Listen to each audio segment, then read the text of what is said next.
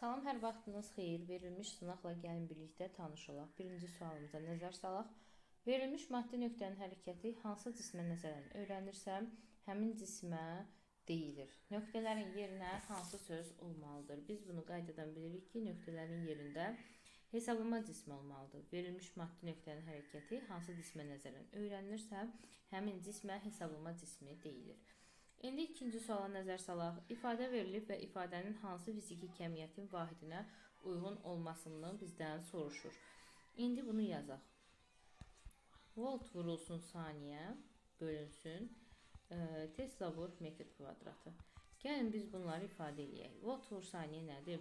EHG vurulsun zaman. Aşağıda isə Tesla, yəni B vurulsun metr kvadratı da bizə S-i vermiş olur. İndi baxıram. Yuxarıda EHG vurulsun T, yəni zaman bizə nəyi verir? Fi-ni verir. Aşağıda isə B vurulsun S bizə yenə nəyi verir? Fi-ni verir. Hər iki vahid eyni olduğuna görə ixtisar gedəndə biz baxırıq ki, bizə burada adsız bir kəmiyyət qalır. Burada da adsız kəmiyyətlərdən baxırıq, hansılar uyğundur. Fokus məsafəsi, cisim məsafəsi, optik qüvvə, xətti böyütmə, cismin impulsu. Baxırıq, xətti böyütmənin həqiqətən də beynəlxalq sistemdə vahidi yoxdur. Öncəliklə nəzərə alaq ki, cisim 80 metr hündürlükdən düşür. Deyək ki, cisim buradadır və buradan düşür. Biz bilirik ki, bu cisim 80 metr hündürlükdən düşürsə, hansı yolları qət eləyəcək? Bilirik H, 3H, 5H, 7H, yəni tək nisbətlər daxilində yol gedəcək. Ona görə də 80-i 5 metr, 15 metr, 25 metr və 35 metr olaraq qət edəcək. Aydındır. Və bizə nə deyir? Bizə deyir ki, axırıncı saniyədə düşmə müddətinin axırıncı saniyəsində. Düşmə müddətinin axırıncı saniyəsi hardadır? Baxın, düşmə müddətinin axırıncı saniyəsi buradadır. Yəni 35 metr. Düşmə müddətinin axırıncı saniyəsində indi bunun ağırlıq qüvvəsinin gördüyü işi hesablayaq. Ağırlıq qüvvəsinin işi nədir? A bərabərdir F ağırlıq vur H. Burada F ağırlığa mg deyə bilirik, vur H. Cismimizin kütləsi verilib 300 qram, yəni 0,3 kiloqram vurulsun 10 vurulsun 35. Bunları da hesablayanda biz 105 joule almış oluruq. Yəni B variantı. Gəlirik 34-cü sualda. 34-cü sualda bizə bir tənlik verilib və çevrilmə zamanı nə baş verdiyini soruşur. Çevrilmə zamanı baş verən hadisə elementin Mendeleyev cədvəlinin başlanğıcına doğru yerini dəyişməsi ilə nəticələnir. 2 xana yerini dəyişmiş olur. 35-ci suala nəzər salaq. 35-ci sualda bizə nə verilir? 35-ci sualda bizə deyilir ki, sabit cərəyan mənbəyinə aktiv müqaviməti nəzərə alınmayan sarğac qoşulmuşdur. Sarğacın maqnit sahəsinin enerjisini hesablayın. Baxın, burada bizə verdiyi açar söz budur. Sarğacın müqaviməti nəzərə alınmır. Müqaviməti nəzərə alınmayan sarğac. Yəni, bu gördüyünüz sarğacın əslində induktiv müqaviməti olur. Sadəcə burada bizə qeyd edirlər ki, bu induktiv müqaviməti nəzərə almayın. Ona görə biz birinci ümumi hər dəfə etməli olduğumuz başlıca iş dövrədəki cərəyan şiddətini təyin etməkdir. Dövrədəki cərəyan şiddəti I bərabərdir epsilon bölünsün R plus R ifadəsi ilə tapılır. Epsilonumuzu bilirik nə qədərdir? 15. Aktiv müqavimətimiz 4-dür. Daxili müqavimətimiz isə 1-dir. Buradan tapırıq ki, ümumi 3 amper qədər cərəyan keçir. Və cərəyanımızı tapdıq. İndi bizim maqnit sahəsinin enerjisini tapırıq. Burada L-imiz var, I-miz var. Düsturumuz olacaq L kvadratı böl 2. L-imiz bizə verilib 0,4. İ-mizi də 3 tapdıq, kvadratı. Hesablamamızı apardıqdan sonra tapacağımız cavab 1,8 olacaq. 1,8-ə uyğun gəlir. Cavab oldu C variantı. İndi gəlirik 36-cı sualın izahına. 36-cı sualda bizə nə deyir? Deyir ki, fotoeffekt zamanı cərəyan şiddətinin katodla anod arasındakı gərginlikdən asılılıq qrafiki verilib. Udulan fotonun tezliyi 10^15 Hz olarsa, elektronun katoddan çıxış işini hesablayın. İndi burada biz ümumilikdə birinci Y fotonun düsturunu yazmalıyıq. Y foton nədir? Y kinetik üstə A çıxış. Buradan da bizdən nə istəyir? A çıxışı istəyir. Ona görə birbaşa A çıxışı yazıram. Y foton çıxılsın Y kinetik düsturumuzla. Burada gətirib Y fotonun yerinə nə yaza bilərəm? H-nü. Kinetik enerjinin yerinə də YU düsturunu yaza bilərəm. İndi gələk hesablamamızı aparaq. H-nüdə H nədir? 6 tam. Onda 6 vur 10 üstü mənfi 34 vurulsun 10 üstü 15 çıxılsın 1/6 vur 10 üstü mənfi 19 vur 2. Buradan da hesablamalarımızı etdikdən sonra tapırıq ki, cavabımız olur 3/4 vurulsun 10 üstü mənfi 19 joule.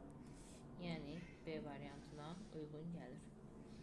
Növbəti 37-ci sualımızın izahına baxaq. 37-ci sualda deyilir, verilmiş radiuslu çevrə üzrə bərabər sürətli hərəkət edən cismin mərkəzə qaçma tərzini 4 dəfə artırdıqda onun bucaq sürəti 30 radyan/saniyə artmışdır. Cismin bucaq sürətinin son qiymətini hesablayın. Yəni hesablayaq. Bizə birinci nə deyir? Bizə deyir ki, təcil 4 dəfə artmışdır. Yəni A2 bərabər olub 4A1-ə. Daha sonra nə deyir? Bu hadisə zamanı bucaq sürəti, yəni omega 2 30 radyan/saniyə artmışdır. Yəni omega 1 üstə gəl 30.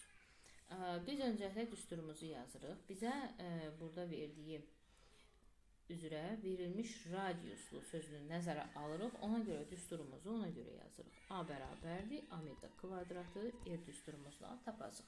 İndi burada baxıram ki, A omega kvadratı ilə düz mütənasib asılıdır. Yəni A1/A2 bərabərdir. Omega 1/omega 2-nin kvadratı. İndi gətirək yerinə yazaq. Yerinə yazarkən A1-imiz A1 olaraq qalır. A2-miz nədir? 4A1. Daha sonra omega 1 olduğu kimi qalır. Omega 2-miz omega 1 üstə gəl 30 olaraq tapılır. Baxıram ki, bunları ixtisar aparıb hər iki tərəfi kök altına salsam, o zaman belə bir şey alaram. 2-də 1 bərabərdir. Omega 1 vurulsun omega 1 üstə gəl 30 kimi bir bərabərlik əldə eləmiş olaram. Buradan da 2 omega 1 bərabərdir. Omega 1 üstə gəl 30-a. Omega 1-i də 30 tapmış oluruq. Yəni burada cavabımız olacaq A variantı. Gəlin indi maraqlı bir məsələ olan 38-ci məsələyə baxaq. Kütləsi M bərabərdir 4 kiloqram olan cisim iki qüvvənin təsiri ilə üfüqi istiqamətdə bərabər təcillə hərəkət edir. Cismin təcilin OX oxuna görə proyeksiyasını hesablayın və bizdə deyir sürtünməni nəzərə almayın. F1 60, F2 100 Newtondur və kosinus alfa bizə verilib. Öncəliklə şəkil üzərindən bizə lazım olan əlavələri götürək. Baxırıq ki, F2 qüvvəsini iki toplanana ayırmağa ehtiyac var.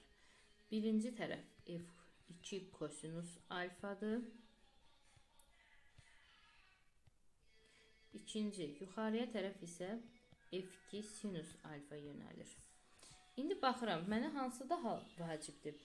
Cisim nə deyir? Deyir ki, cisim üfüqi müstəvidə hərəkət edir, yəni sağa sola hərəkət edir. Biz bunun yuxarı aşağı hərəkətinə baxmırıq. Ona görə F2 sinus alfa mənə lazım deyil. Cismimiz də 4 kiloqramdır.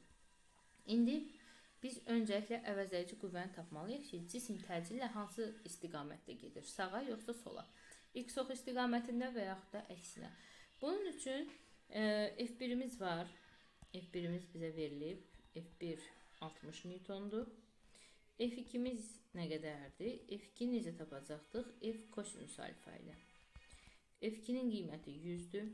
Kosinus alfa da 2-də 1-dir. Qoyanda tapırıq 50 Newton. Əvəzləyici qüvvə, F əvəzləyici və yaxud da bunun yerinə R-də yaza bilərik. Bəzi ədəbiyyatlarda R-lə verilir. F2 çıxılsın F1 kimi qeyd olunur. Yəni 50 Newton çıxılsın 60 Newton. Bu da biz tapırıq ki, -10 Newton olur. Bu da o deməkdir ki, cisim X oxunun əksində yeyinləşən hərəkət eləyir. Buradan bizdən təcilin proyeksiyasını tapmamızı istəyir. AX nəyə bərabərdir? F əvəzləyici bölünsün M-ə bərabərdir. F əvəzləyicini nə tapdıq? -10. M-imiz isə 4. Cavab olur -2,5 metr böl saniyənin kvadratı. Deməli, burada cavabımız olur C variantı. Davam edək 39-cu sualımızda nə deyilir? Şəkildə göstərilən nöqtələrə uyğun gələn yayların sərtliklərini müqayisə edin. F yayı dartan qüvvədir, X yayın uzanmasıdır. Biz bilirik ki, elastiklik qüvvəsinin düsturu nədir? Kx-dır, düzdür. Burada K F bölünsün X-ə bərabərdir. Yəni, tangens alfanı verir bizə. Yəni, bu bucaqla, burada gördüyünüz bir bucağı ilə digər bu bucağın tangenslərindən söhbət gedir. Biz bilirik ki, sərtlik əslində F-dən və X-dən asılı deyil, amma tangens alfadan əlbəttə ki, asılıdır. Yəni, 1 ilə 3-ün sərtliyi eyni olacaq, 2-nin isə sərtliyi onlardan daha böyük olacaq. Bu da bucaqlara uyğun olaraq tapılır. Gəldik 40-cı suala. Hansı hallarda elektromaqnit dalğası şüalandırılır? Şüalandırmaq üçün, elektromaqnit dalğaların daha doğrusu şüalandırılması üçün bizə təcilli hərəkət lazımdır. Baxaq bəndlərimizə bir-bir. Qeyd olunur ki, neytron tormozlandıqda. Neytron tormozlandıqda neytron yüksüz zərrəcikdir, bu sayılmır. Elektron tormozlandıqda, bəli, elektron tormozlandıqda götürürük. Proton artan sürətlə hərəkət elədikdə, artan sürətlə hərəkət eləmək təcil almaq deməkdir. Ona görə bunu da götürürük. Proton bərabər sürətli hərəkət etdikdə, bərabər sürətli hərəkətdə elektromaqnit dalğaları şüalandırılmır. Elektron çevrə üzrə bərabər sürətli hərəkət etdikdə, çevrə üzrə hərəkətdə də bəli, şüalanma hadisəsi baş verir. Cavabımız oldu B variantı. 2, 3, 5, 6. Gəldik növbəti 41-ci sualımıza. Bizə nə deyir 41-ci sualda? Kütləsi 3 kiloqram olan yükü F qüvvəsi tarazlıqda saxlayır. Dayağın reaksiya qüvvəsini hesablayın. Gəlin elə bu şəklin üzərində rahat bir şəkildə bu məsələni həll edək. Şəklimizi yaxınlaşdıraq. Aha. Baxırıq. F qüvvəsi, dayağın öncə reaksiya qüvvəsini çəkək. N dayağın reaksiya qüvvəsidir. Bu cisimdə 3 kiloqramdır. Yəni, bunun da mg-si 30-dur. 30 newtondur. Yanımızda saxlayaq. İndi gələk. Birinci biz burada F-i tapmalıyıq. Bu F-i təyin etməliyik. Bu F bizə verilməyib. Bu zaman nə edəcəyik? F vurulsun. Dayaqdan F-ə qədər olan hissə 1, 2, 3, 4, 5-dir. Yəni, F-in qolu 5-dir, bərabərdir. mg-nin qolu neçədir? mg-nin qolu 30-un qolu isə 1, 2, 3-dür. Yəni, bu gördüyünüz 3 hissə bunun qoludur. Vur 3. Yəni, buradan F-i tapacaq. F olacaq 90 böl 5-dən 18. İndi gəldik dayağın reaksiya qüvvəsini, yəni N-i tapmağa. Baxırıq, baxın, N-i necə tapırıq? Yuxarı təsir göstərən qüvvələr, yəni yuxarı istiqamətdə olan qüvvələr cəmi bərabərdir aşağı istiqamətdə olan qüvvələr cəminə. Yuxarıda hansı qüvvələr var? Baxıram, yuxarıda N ilə F var. Aşağıda hansı qüvvə var? Bir dənə mg var. Yəni, N üstə gəl E bərabər olacaq mg-yə.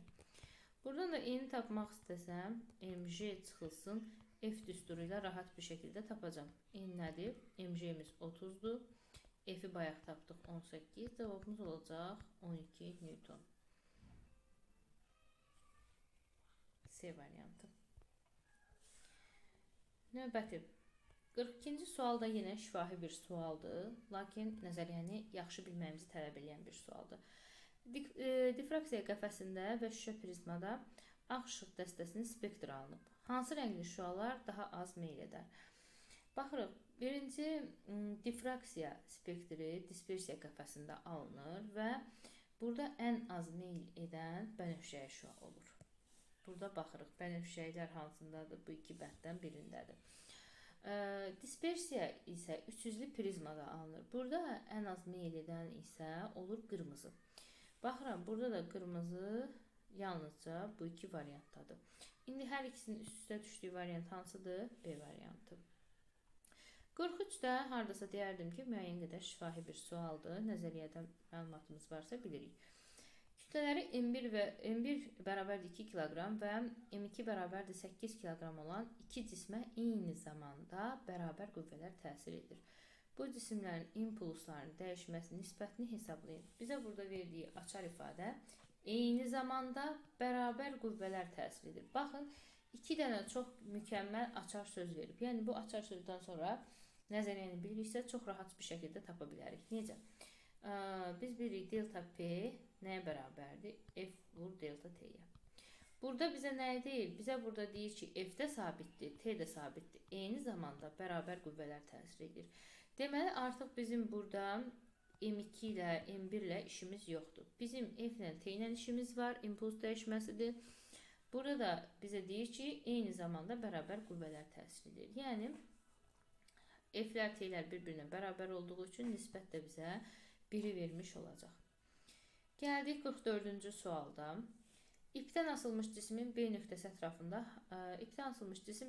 ətrafında harmonik hərəkət edir. Trayektoriyanın AB hissəsində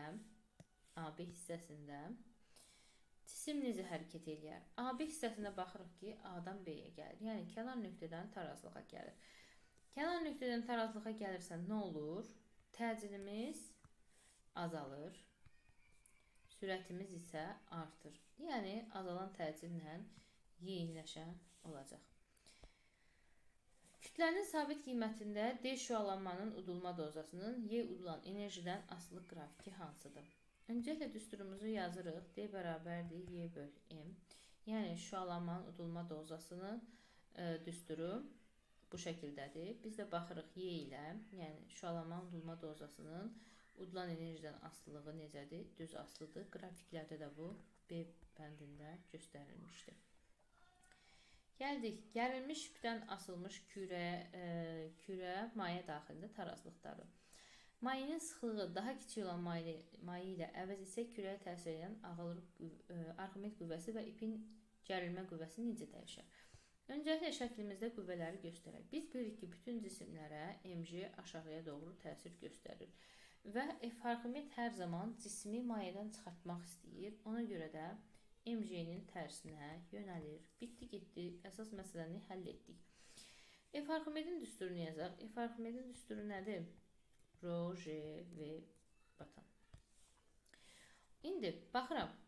Aşağıya təsir edənlər yuxarıya təsir edənlərə bərabərlik qaydasını tətbiq edirəm. Aşağıya hansılar təsir göstərir? mg. Yuxarıya hansı qüvvələr təsir göstərir? T gərilmə və F Arximed. İndi bizə nə deyir? Deyir ki, sualda bizə deyir ki, mayeni sıxlığı daha kiçik olan maye ilə əvəz etsək. Yəni, bunun sıxlığını azaltsaq. Sıxlığını azaldıram. Yəni, bu rho-nu azaldıram. Avtomatik nə olacaq? Baxıram ki, rho F Arximedlə düz mütənasibdir. Onda Arximed qüvvəsi də azalacaq. Cisim daha da dərinə batacaq. Burada da Arximed qüvvəsi azalır. mg dəyişə bilməz. Yəni, mən əgər cismi götürüb oradan daha ağır bir cisim asmıramsa və yaxud da cismi başqa bir planetdə aparmıramsa, yəni bu sistemi başqa planetə aparmıramsa, J dəyişmirsə, M dəyişmirsə, bu zaman burada bu mg dəyişməyəcək. Amma bu mg dəyişmir deyə bizim bərabərliyimiz doğru alınması üçün F Arximed nə qədər azalarsa, T gərilmə də o qədər artmış olmalıdır. Deməli, F Arximed azalar, T artar, D variantında doğru cavabımız var. Gəldik. Nöqtəvi mənbənin gücü 3.6 megavoltdur. Mənbədən 10 metr məsafədə şüalanma selinin sıxlığını hesablayın. Bunun üçün nə edirik? I-nin düsturunu yadımıza salırıq. Şüalanma selinin sıxlığı nə idi? I. I nəyə bərabərdir? I bərabərdir. P bölünsün S-ə. Bu S-in də yerinə mən nə yaza bilərəm? S bərabərdir 4 pi R kvadratı. Yəni bu riyaziyyatdan bildiyimiz bir düsturdur. Bunu gətirib yerinə qoysam, P bölünsün 4pi r kvadratı. O zaman vahidləri yerinə yazaram. Vahidləri yerinə yazanda 3 onda 6 vur 10 üstü 6 4 vur 3 vur 100. Aha, hesablama apararkən cavabımız gəlib alınacaq 2000 volt bölünsün metr kvadratı daha doğrusu və burada bizdə kilovat bölü metr kvadratı istədiyinə görə biz burada A variantını götürürük. Sonra 48-ci sualda aşağıdakı şəkildə verilmiş kütləli ideal qazın təzyiqinin həcmindən asılı qrafiki təsvir olunmuşdur. Qaz molekullarının orta kinetik enerjisi necə dəyişib? Öncəliklə orta kinetik enerjinin düsturunu yazırıq. 2-də 3